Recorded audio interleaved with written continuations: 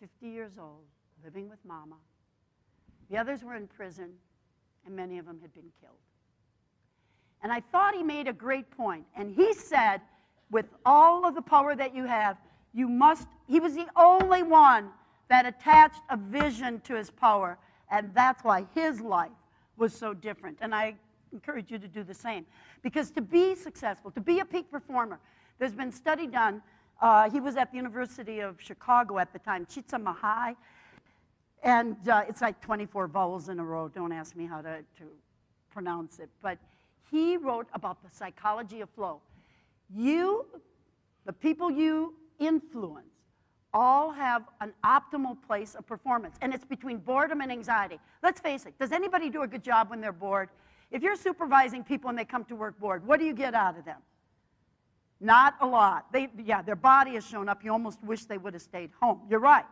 Okay, if they're too anxious, what happens? How many people, if they clench in a triple overtime, other than Michael Jordan, and they mess up because anxiety actually interrupts the blood flow, and the blood brings oxygen to the brain, and that's like gas to a car. It can't work. Let me tell you a couple examples of people that are really in the flow. I hate to say it because Tiger's really put mud on his face, but he really was in the zone. He was in the zone.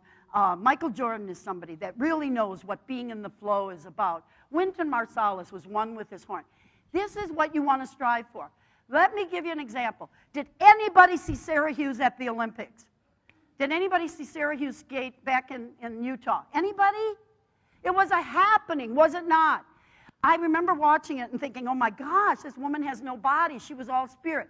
I kid you not. She was doing these quadruple whatever, going up in the air and coming down, touching for a split second, going up and doing another four. I think being 16 and not 66 has something to do with it. But it was absolutely perfection personified. Here's what you need to know. Do not forget this. It'll tell you everything you need to know about performance in life.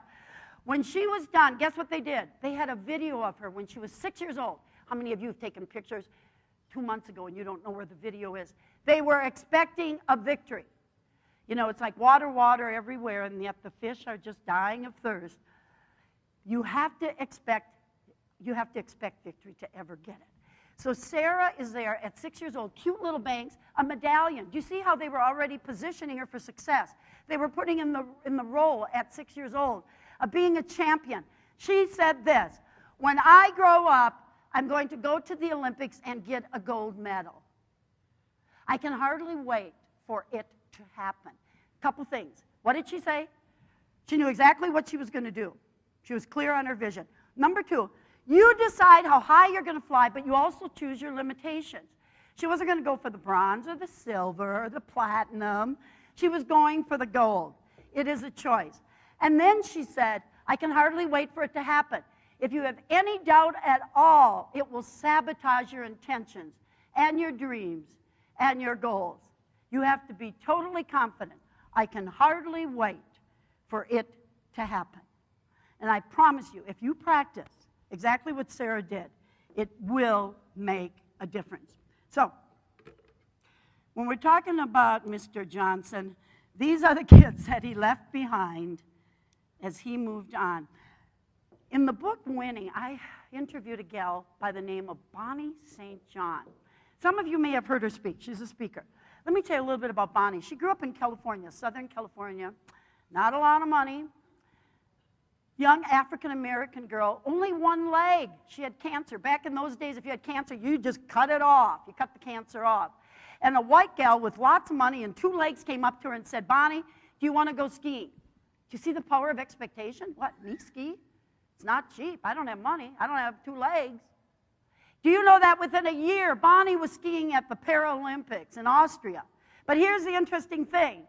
She hit a patch of ice. How many of you have hit a few patches of ice in your life? I'm dealing with a big one right now.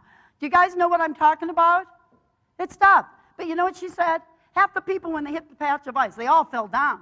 Only about half got back into the game. You never win a game unless you get back up. You got to get back in it. But the other half, here's what's interesting. She actually skied the fastest, but she didn't get the gold. You know why? The gal from Germany got back up faster. It's all about recovery. You know